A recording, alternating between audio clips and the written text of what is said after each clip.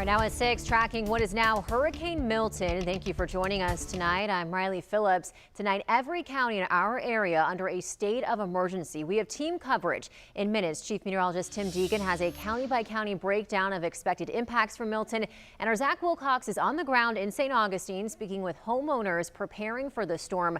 But first, meteorologist Lee Southwick is joining us with a look at the latest advisory. So, Lee, what did we learn from this advisory? So we got the 5 o'clock advisory from the National Hurricane Center. Sustained winds of 85 miles an hour. That is a Category 1 hurricane. It's moving to the east at 7 miles an hour.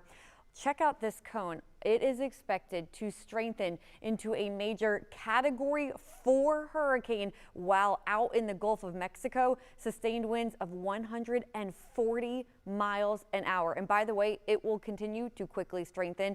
Overnight tonight, it could become that Category 2 and then a Category 3, quickly moving into Category 4 hurricane status. From there, it is expected to drop back into a Category 3 hurricane. That is still a major hurricane before making landfall on the Gulf Coast of Florida, perhaps targeting near the Tampa Bay area. Our models are all over the place when it comes to where exactly it is going to go, but that's why the cone is pretty far north up to Steinhatchee, extending all the way down towards, say, the Naples area. But what about for us locally here on the First Coast? I'm going to toss things over to Chief Meteorologist Tim Deegan, who's going to zoom in and go county by county to look at our local impacts.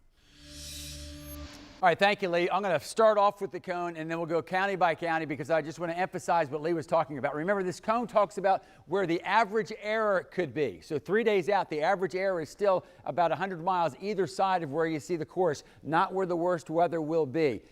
The more significant model, I'm not saying better, but the more significant model that disagrees with this takes it farther to the north and is slower. But the farther north it goes, the more shear there will be, the drier the air that gets into it. So we don't think that'll change the numbers that we're going to share with you as far as everything we're looking at right now. This will be adjusted several times over the next several days. So please check back in. But for now, we're going to go, for those of you in Putnam and Flagler County, closest to the eye wall. Now, if it goes exactly as forecast, the eye wall will stay just south of you, but you still might get put under a hurricane watch because it's going to be so close. Notice this: sustained of 60, gust of 75, stay indoors, and mobile homes, at least at this vantage point, we do not think they will be safe to be in. Next, farther north, we're going to go St. Johns County.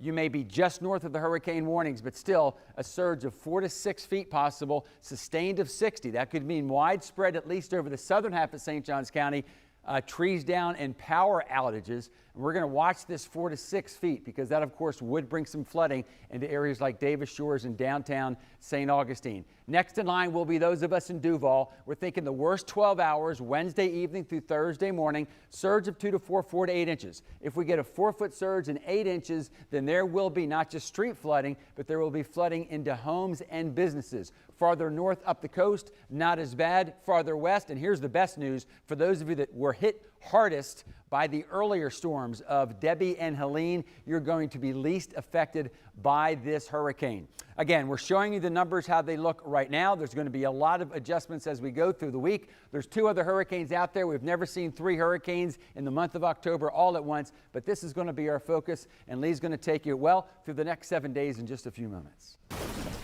Thank you, Tim. And right now you can stream an extended breakdown of the latest forecast straight from our most accurate weather team. Find that on the First Coast News app and First Coast News Plus. And today, Governor Ron DeSantis